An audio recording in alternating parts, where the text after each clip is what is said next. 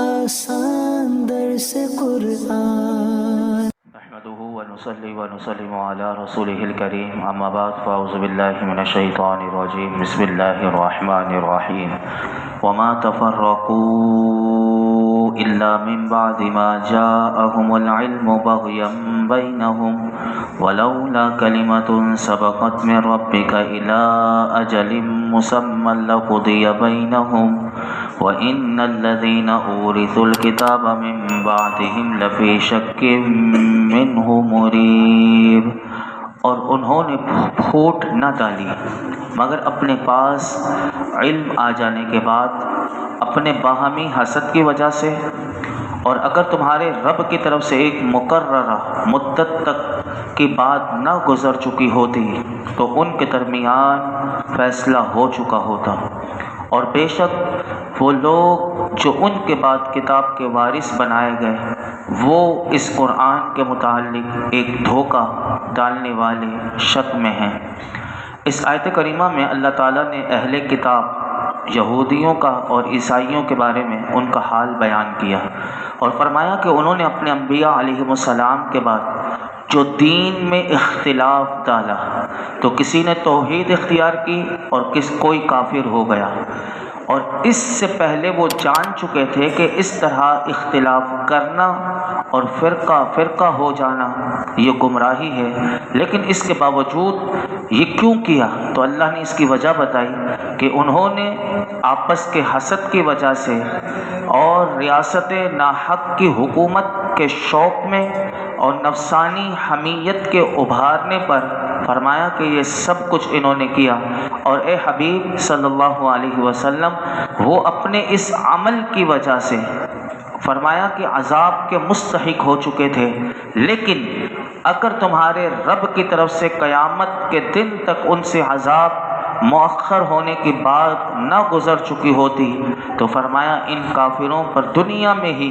اللہ عذاب نازل کر کے اور ان کے اور ایمان والوں کے درمیان کب کا فیصلہ فرما چکا ہوتا۔ اور اس آیت کریمہ میں ایک اور معنی بھی علماء نے کیا کہ اہل کتاب کو جب نبی کریم صلی اللہ علیہ وسلم کی بعثت کی خبر ملی تو اس وقت انہوں نے حضور علیہ السلام کے حسد کی وجہ سے آپس میں پھوٹ ڈالی، اور پھر اللہ نے فرمایا کہ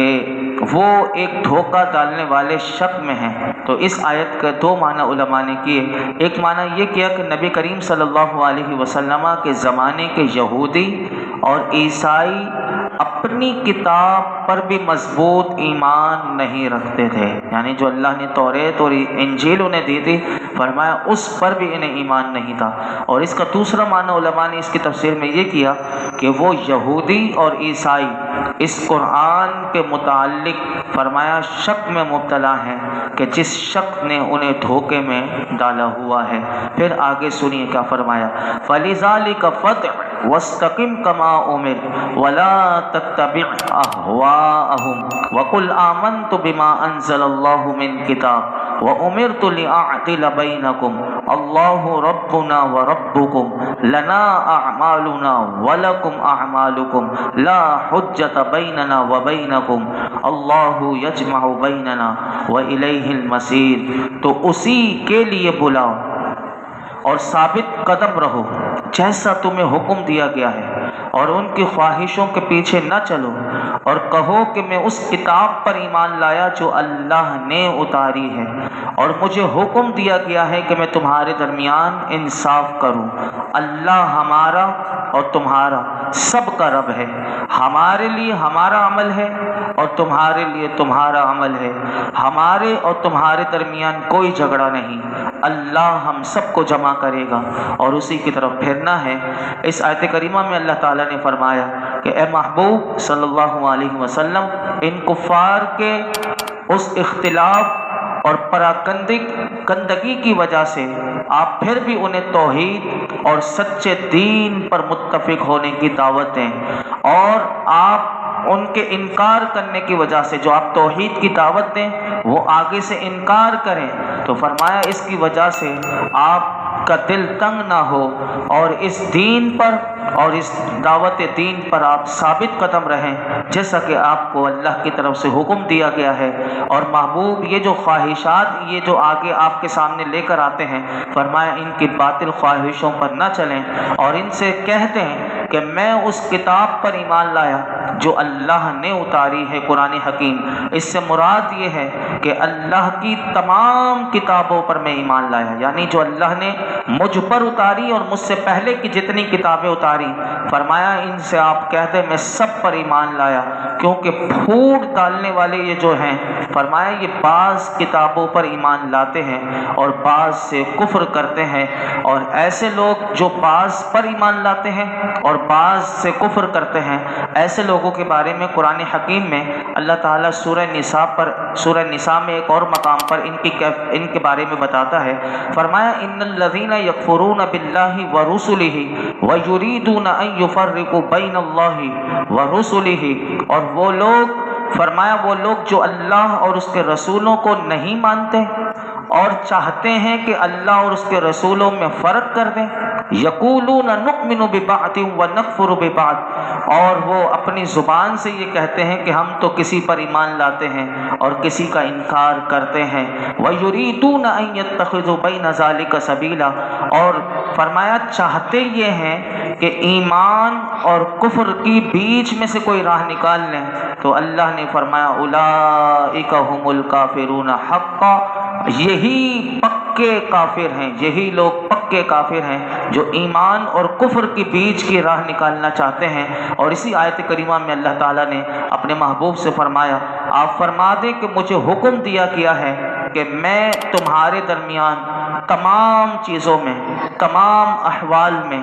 اور ہر فیصلے میں انصاف کروں۔ اللہ ہمارا اور تمہارا رب ہے، ہم سب اسی کے بندے ہیں، ہم سے تمہارے اعمال کے بارے میں نہیں پوچھا جائے گا اور نہ تم سے ہمارے اعمال کے بارے میں باز پرس ہوگی، بلکہ کل قیامت کے دن ہر ایک اپنے اپنے عمل کی جزا پائے گا۔ ہمارے اور تمہارے درمیان کوئی جھگڑا نہیں، کیونکہ حق ظاہر ہو چکا اور اللہ ہم سب کو قیامت کے دن جمع کرے گا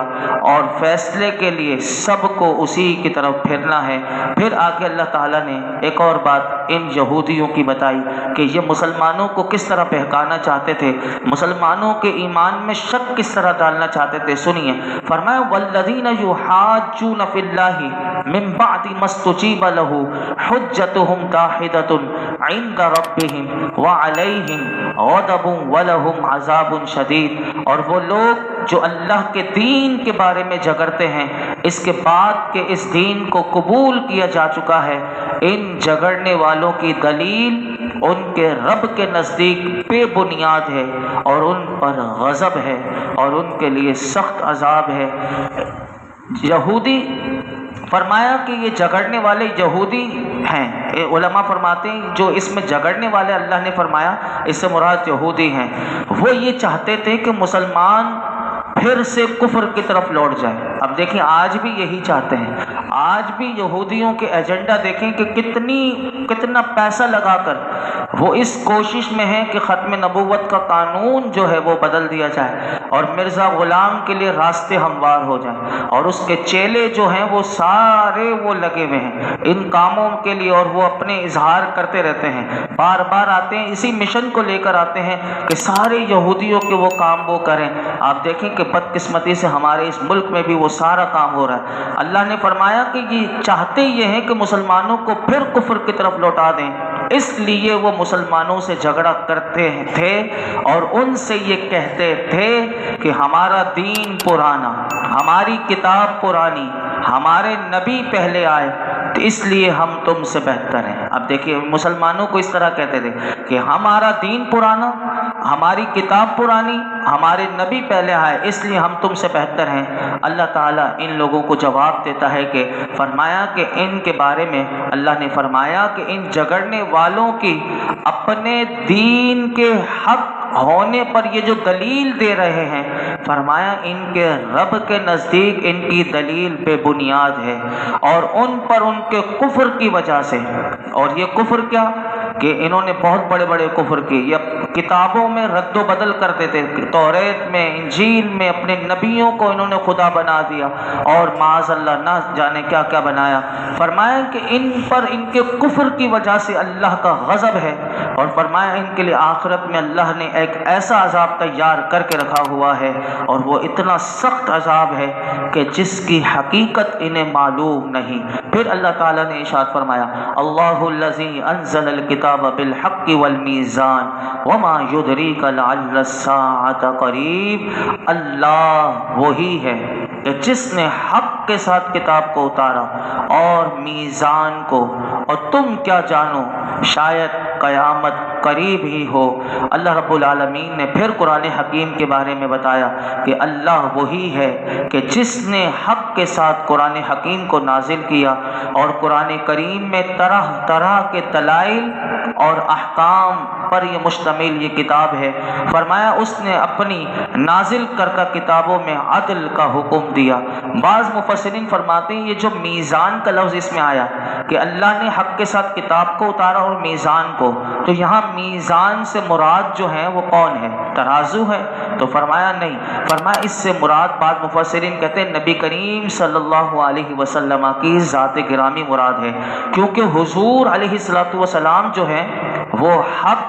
اور باطل کو جانچنے کا معیار ہے۔ اور پھر اللہ تعالیٰ نے فرمایا تم کیا جانو کہ شاید قیامت قریب ہو۔ اس آیت کا شان نزول یہ ہے کہ نبی کریم صلی اللہ علیہ وسلم توحید کا ذکر، قیامت کا ذکر ان لوگوں کو بتایا کرتے تھے، اور قیامت سے کیونکہ ڈرانے کا حکم تھا کہ قیامت سے ڈرائیے انہیں کہ قیامت کا دن فیصلے کا دن ہے، تو پھر یہ مذاق کرنے کے طور پر بار بار یہ سوال کیا کرتے تھے۔ تو جب حضور علیہ السلام نے قیامت کا ذکر فرمایا تو ان مشرکین نے جھٹلانے کے طور پر، مذاق کے طور پر حضور سے پھر پوچھا قیامت کب قائم ہوگی۔ تو اب آپ دیکھیے وہ سوال وہ کرتے تھے، جواب اللہ دیتا تھا۔ فرمایا محبوب ان سے فرمائے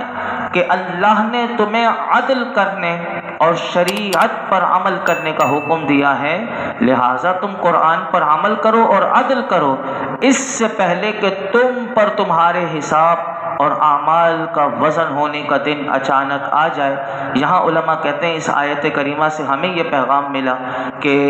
دنیا کا باقی رہ جانے والا عرصہ جو ہے وہ بہت کم ہے، اور ایسی بے شمار احادیث مبارکہ ہیں کہ جس سے ہمیں یہ بات پتہ چلتی ہے کہ ہمیں جو زندگی ملی ہوئی ہے وہ بہت مختصر ہے، اور اس میں جو دنیا کا حصہ باقی رہ گیا ہے اس کو غنیمت جانیں اور اپنی زندگی کے لیے عمل کریں۔ سنیے دیکھیے کہ ہم سب اپنی ان احادیث جو میں آپ کے سامنے رکھتا ہوں کہ اس میں دیکھیے کہ ہمارا حصہ بھی اتنا ہی رہ گیا، یعنی دنیا میں ہم آ چکے ہیں، اب ہمارا جو حصہ رہ گیا بہت کم رہ گیا۔ اور قرآن میں غور کس طرح کیا کرتے تھے صحابہ؟ سنیے، حضرت عبداللہ بن عمر رضی اللہ عنہما کے بارے میں مروی ہے کہ آپ عرفات کے مقام میں ٹھہرے ہوئے تھے جب حج کا دن تھا۔ جب سورج غروب ہونے لگا تو آپ نے اس کی طرف دیکھا کہ وہ ایک ڈھال کی مانند ہے، یہ دیکھ کر آپ بہت شدید روئے، اور یہی آیت کریمہ اللہ الذی سے لے کر آگے والی آیت کریمہ تک آپ نے قرآن پڑھا اور آپ روتے رہے۔ تو آپ کا غلام جو آپ کے ساتھ تھا اس نے عرض کی اے عبد الرحمن، میں آپ کے ساتھ کئی مرتبہ کھڑا ہوا ہوں لیکن کبھی آپ کو میں نے اس طرح نہیں دیکھا کہ آپ اتنا روئے ہوں۔ تو انہوں نے کیا فرمایا؟ فاروق اعظم کے بیٹے ہیں، فرماتے ہیں کہ میں نے نبی کریم صلی اللہ علیہ وسلم مجھے یاد آ گئے، اور اسی جگہ پر حضور کھڑے تھے جہاں میں کھڑا ہوا ہوں، اور حضور نے ارشاد فرمایا تھا اے لوگو، تمہاری اس دنیا میں سے جو گزر چکا اس کے مقابلے میں جو باقی ہے وہ اس طرح ہے کہ جو وقت آج کے دن گزر چکا اور جو باقی ہے، یعنی پیغام یہ دیا گیا کہ دیکھیے غروب آفتاب میں تھوڑی دیر ہے، اسی طرح زندگی کا یہ دن ہے، تو جو گزر چکا وہ گزر چکا، اب اتنا ہی باقی ہے۔ ایک اور حدیث پاک میں آتا ہے کہ حضرت شداد بن اوس رضی اللہ تعالیٰ عنہ فرماتے ہیں ایک دن نبی کریم صلی اللہ علیہ وسلم نے خطبہ دیتے ہوئے ارشاد فرمایا آگاہ رہو، دنیا موجود سامان ہے۔ حضور نے فرمایا آگاہ رہو کہ دنیا موجود سامان ہے کہ جس سے نیک اور بد سبھی کھاتے ہیں۔ آگاہ رہو کہ آخرت سچا وعدہ ہے کہ جس میں قدرت والا بادشاہ فیصلہ فرمائے گا، پھر حضور نے فرمایا خبردار، ساری راحت، سارا سکون جو ہے وہ اپنے کناروں سمیت جنت میں ہے، اور فرمایا پوری مصیبت اپنے کناروں سمیت جہنم کی آگ میں ہے۔ خبردار، تم اللہ سے ڈرتے رہو، نیک عمل کیا کرو کہ نہ معلوم کہ یہ عمل قبول ہو یا نہ ہو، یعنی ڈرتے ہوئے عمل کرنے کا حضور نے بتایا، ڈرتے ہوئے عمل کرو کہ نہ معلوم یہ عمل قبول ہو یا نہ ہو، اور یاد رکھو تم پر تمہارے اعمال پیش کیے جائیں گے، جو ایک ذرہ بھر بھلائی کرے گا وہ اسے دیکھ لے گا، اور جو ایک ذرہ بھر برائی کرے گا وہ اسے دیکھ لے گا۔ ہمیں چاہیے کہ اس باقی رہنے والے جو عرصہ ہماری زندگی کی سانسیں باقی ہیں اسے غنیمت جانتے ہوئے فوری طور پر اللہ اور اس کے پیارے حبیب کے دیے ہوئے احکامات پر عمل پیرا ہو جائیں، اور جن چیزوں سے اللہ نے ہمیں منع فرمایا ہے ان چیزوں سے ہم باز آ جائیں، دنیا کی قلیل زندگی سے دھوکہ کھا کر آخرت کی نہ ختم ہونے والی زندگی کو ہم خراب نہ کر لیں۔ اللہ ہمیں نیک اعمال کرنے میں جلدی کرنے اور تاخیر کی آفت سے بچنے کی توفیق عطا فرمائے۔ جلدی جو عمل نیک ہو جائے وہ بہت اچھا ہے، انسان بعد میں کرنے کے لیے سوچے گا، پتہ نہیں کہ بعد میں کیا ہوگا، اس کی صحت بھی ساتھ دے گی نہیں دے گی، تو یہ زندگی بہت غنیمت ہے۔ اللہ رب العالمین ہم سب کو قیامت کی تیاریاں کرتے رہنے کی توفیق عطا فرمائے۔ الحمدللہ رب العالمین والصلاة والسلام علی سید الانبیاء والمرسلین وعلی آلہ واصحابہ اجمعین۔ یا اللہ پاک جو کچھ سنایا اس میں کوئی غلطی کوتاہی ہو معاف فرما، یا اللہ تو اپنی بارگاہ میں قبول فرما۔